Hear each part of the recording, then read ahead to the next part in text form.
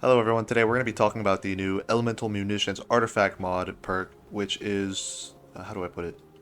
Insane. So essentially, this lets you spawn ammo using the power of ball. Now for those that don't know, we have these new mod perks on the artifact which let us create balls of different light colors. So we've got the arc, solar, and void here.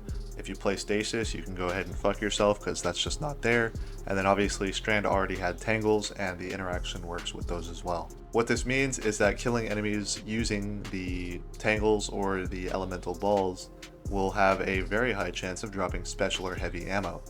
However, my team and I went in and tested this some, and there's a lot of things going on under the hood here that we'd like to explain. The first thing I want to talk about is actually the elemental orbs specifically. While the tangle spawning rules have not changed from what they were before, where they spawn on any enemy that's killed while they have a strand debuff, it is worth noting that the tangle cooldown has been reduced this season from last season, so it is now, I believe, 10 seconds or less right now. It depends on some things. As for the elemental orbs, they have an invisible cooldown, which is actually quite a bit shorter. I was not able to get an exact number for this, but I want to say it's between the 5-second and 8-second mark, but it is significantly faster than Tangle drops. While using a solar subclass, solar weapon final blows have a chance to spawn a solar elemental orb. However, from our testing, this almost always happened when we got 3 kills. Sometimes it would be 2, sometimes it would be 4, and we might be able to attribute to that to us making an error, but we were almost certain that we were not counting wrong. We were counting from right after we had spawned one, waiting for a cooldown, and then we would try again, and pretty much every time we got to 3, but occasionally we would get 2 and 4. So you can almost certainly say that you'll get one every 3 kills with this, as long as you're spreading out your weapon kills.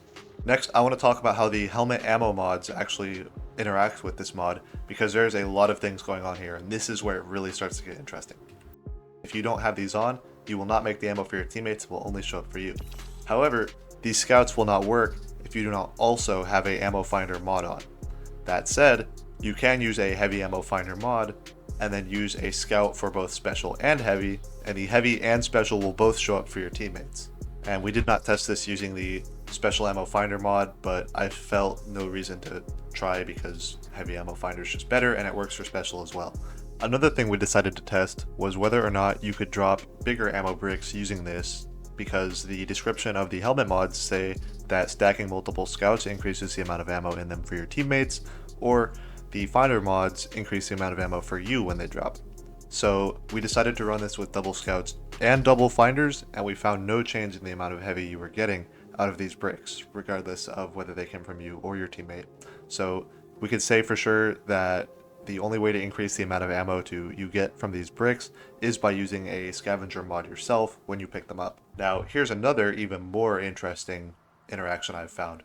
I was noticing using this that a lot of the time I would spawn myself 2 finder bricks, they were the shiny bricks, but my teammates would only see 1 of them. And one thing I decided to try was seeing if I could essentially spawn a mod using the regular heavy ammo finder helmet mod here using the ball, and I was reliably getting these double drops every time I killed about 20 enemies between my primary and the balls. So I would go kill like 15 or so ads using my primary, pick up a ball, and throw it into a big crowd of ads, and it would almost every time drop me the double drops. So I believe that this mod is also adding to heavy ammo finder counters as a primary weapon. And if you didn't know how these work, these are essentially using a counter where you can fill it up using different things, and primary weapons will fill it up by about 4%, and exotic primaries fill it up by about 5%. It's a little bit more than that. The average is 20 kills with a regular primary and 17 with an exotic primary.